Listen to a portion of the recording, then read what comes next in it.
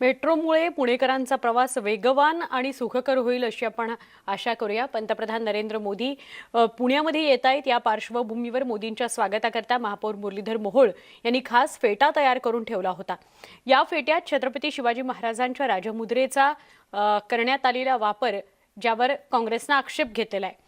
मोदींना शिवाजी महाराजांपेक्षा मोठं करण्याचा हा प्रकार निषेधार्ह आहे, त्यामुळे हा फेटा त्यांना घालण्यात येऊ नये असं काँग्रेसने म्हटलं। या विरोधात काँग्रेसने पुण्यामध्ये निषेध आंदोलन सुद्धा केलं। त्यानंतर आता या फेट्यावरील राजमुद्रा काढण्यात आली। हा वाद वाढू नये असा प्रयत्न यातून केला गेला।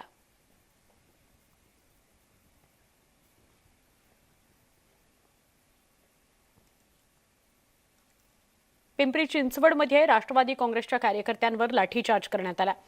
कार्यक्रमास्थळी प्रचंड घोषणाबाजी करण्यात आली। विरोधी पक्षनेते देवेंद्र फडणवीस यांच्या हस्ते शहरात विविध विकास कामांचं लोकार्पण सुरू आहे, मात्र अर्धवट कामांचं लोकार्पण केलं जात असल्याचा आरोप राष्ट्रवादी काँग्रेसने केला। कार्यकर्त्यांना नियंत्रणामध्ये आणण्याकरता हा लाठीचार्ज करण्यात आला, त्यामुळे तिथे तणावपूर्ण परिस्थिती निर्माण झाली। देवेंद्र फडणवीसांच्या हस्ते विविध विकास कामांचं लोकार्पण सुरू आहे, पण आरोप असा होतोय की अर्धवट कामांचं लोकार्पण केलं जात आहे। त्यामुळे राष्ट्रवादी काँग्रेसने खूप मोठ्या प्रमाणात घोषणाबाजी केली, एकत्र जमत कार्यक्रमास्थळी आंदोलन करण्याचा प्रयत्न केला। पोलिसांना कार्यकर्त्यांना पांगवण्यासाठी थोडी आक्रमक भूमिका घ्यावी लागली, पण एका बाजूला भारतीय जनता पक्षाचे कार्यकर्ते आणि दुसरीकडे राष्ट्रवादी काँग्रेसचे कार्यकर्ते असं एक चित्र आपल्याला पुण्यात बघायला मिळालं।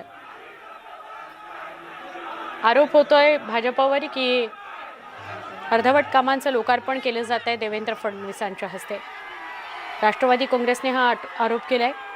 या सगळ्या आंदोलक कर्मचाऱ्यांना पांगवण्याकरता पोलिसांना आक्रमक भूमिका घ्यावी लागली, थोडा लाठीचार्ज करावा लागला असंही कळतंय।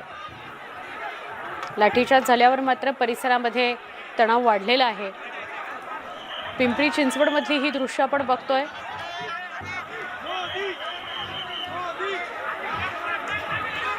रविवारचा दिवस तुलनेनं जरा शांततेचा असतो, मात्र पुण्यामध्ये पिंपरी चिंचवडमध्ये वेगवेगळ्या विकास कामांचं उद्घाटन किंवा लोकार्पण करण्याकरता देवेंद्र फडणवीस गेले होते।